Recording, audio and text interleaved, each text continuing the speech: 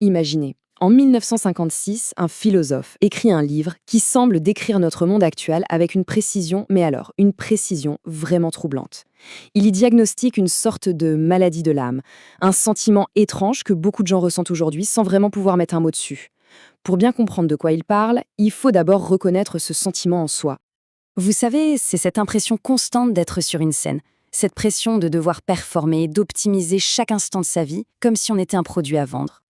Et puis il y a ce doute-là qui s'installe, cette comparaison permanente avec un idéal qu'on n'atteindrait jamais.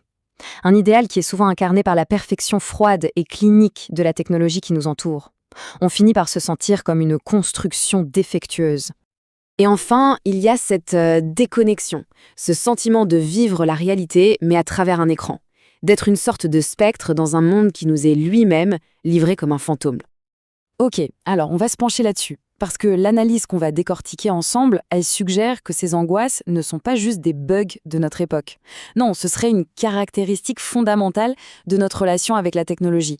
Une relation qui a commencé bien avant l'ère du numérique. Bon, commençons par le début. D'où vient ce sentiment, exactement? Il a été observé par un esprit particulièrement vif au beau milieu du XXe siècle. Voilà. Cette scène, elle est rapportée par le philosophe Günther Anders en 1956. Il est là, il observe son ami face à une machine. Et ce qu'il voit, ce n'est pas de l'admiration, pas du tout. C'est de la honte. Une honte profonde, presque existentielle. Cet homme se sent dépassé, obsolète, face à la perfection de sa propre création. C'est le point de départ de toute la pensée d'Anders. Anders va donner un nom à ce sentiment. Ce n'est pas une simple gêne, non. C'est une condition, un état, qu'il va baptiser la honte prométhéenne. Le point crucial, il est là. Notre honte ne vient pas de nos actions, mais de notre nature même. Un peu comme Prométhée qui a volé le feu aux dieux, on a créé des choses qui nous dépassent. Mais au lieu d'en être fier, on a honte. Honte d'être le fruit du hasard, de la biologie, d'un processus un peu chaotique et pas du tout calculé. En face, nos machines, elles sont le résultat d'un plan parfait. On se sent inférieur, non pas à un dieu, mais à nos propres produits. Alors, cette honte, elle se nourrit de plusieurs choses. Notre propre naissance nous semble triviale, presque accidentelle, face à la conception millimétrée d'un appareil. On est le résultat imparfait d'un processus imparfait. Et ça mène à une conclusion assez vertigineuse, qu'Anders emprunte à un poète. On serait les seuls êtres à naître déjà obsolètes, inadaptés à un monde de choses bien adaptées qu'on a nous-mêmes créées. Voyons maintenant comment cette honte intérieure est constamment alimentée par le monde extérieur. Anders analyse, bien avant l'arrivée d'Internet, l'effet de la radio et de la télévision sur notre perception du réel. Les événements du monde, ils nous arrivent directement à la maison. Sauf qu'ils n'arrivent pas sous leur forme réelle. Ils ne sont servis comme des fantômes. Des images, des sons, des reproductions, qui créent une toute nouvelle forme de réalité, une réalité à la fois présente et absente. Et cette expérience fantomatique, elle est pleine de paradoxes. L'événement est là, dans notre salon, mais physiquement, on n'y est pas. On se sent puissant. On peut éteindre une guerre d'un simple bouton. Mais en même temps, on est totalement impuissant, incapable d'interagir ou de répondre. On est transformé en voyeur, condamné à observer sans pouvoir agir. Le résultat? Eh bien, petit à petit, l'image de l'événement devient socialement plus importante que l'événement lui-même. Le fantôme dévore la réalité.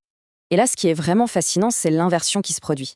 La réalité ne se contente plus d'être filmée ou enregistrée. Non, elle commence à se modifier pour être plus facilement reproductible. L'événement original se transforme pour mieux coller à son futur fantôme médiatique. Il devient une simple matrice pour sa propre copie. Quelles sont les conséquences de cette vie au milieu des fantômes et des machines parfaites? On commence à se voir soi-même comme un problème à résoudre. Il suffit de regarder cette comparaison, elle illustre parfaitement le changement de paradigme. Anders cite un instructeur de l'armée de l'air qui qualifie l'être humain de construction défectueuse. Face à la machine, qui est fabriquée et perfectible, constamment améliorée, l'humain est né, stable, imparfait. Notre cerveau humain est jugé inférieur au cerveau électrique. Les rôles sont complètement inversés. Les machines sont libres, évolutives, tandis que l'humain est rigide, limité. Et cette infériorité qu'on ressent nous rend dociles. La logique de la consommation s'inverse. Ce n'est plus le produit qui répond à un besoin, c'est nous qui devons apprendre à avoir besoin du produit. L'offre ne satisfait plus la demande, elle la crée de toutes pièces. Elle devient un commandement, un ordre auquel il faut obéir pour rester dans la course. C'est un cycle, à la fois subtil et très puissant. L'acquisition d'un objet crée une habitude d'utilisation. Et cette habitude, une fois qu'elle est bien installée, se transforme en un besoin psychologique. Le manque de l'objet n'est plus une simple absence, ça devient une véritable privation. Allez, passons maintenant au point culminant et au plus sombre de l'argumentation d'Anders. Quel est le résultat final de cette quête technologique menée par une espèce qui a honte de sa propre nature? L'humanité, dans son désir de dépasser ses propres limites, de créer un pouvoir absolu qui la rendrait presque semblable à un dieu, a fini par produire une machine qui n'est pas comme les autres. Pour Anders, la bombe atomique, ce n'est pas juste une arme plus puissante. C'est l'incarnation ultime de notre ambition technologique. C'est la machine qui change radicalement le statut même de l'humanité. Et voilà le point crucial. Avant la bombe, les individus étaient mortels, bien sûr, mais l'humanité, en tant qu'espèce, semblait éternelle. La bombe nous a rendus collectivement mortels. L'humanité tout entière peut désormais être anéantie. Notre existence est devenue conditionnelle. On vit jusqu'à nouvel ordre. En fait, la bombe est une machine absurde. Sa puissance est tellement démesurée que son effet n'a plus aucun rapport avec un quelconque objectif, qu'il soit politique ou militaire. Le moyen est si terrible qu'il anéantit toute fin possible. C'est une puissance qu'on a créée, mais que notre psychologie et notre morale ne soient absolument pas équipées pour gérer. C'est l'outil ultime, l'aboutissement de notre honte prométhéenne. Une machine qui, en menaçant de tout détruire, rend son propre créateur définitivement obsolète. La prophétie d'Anders, formulée en 1956, nous laisse avec cette question absolument vertigineuse.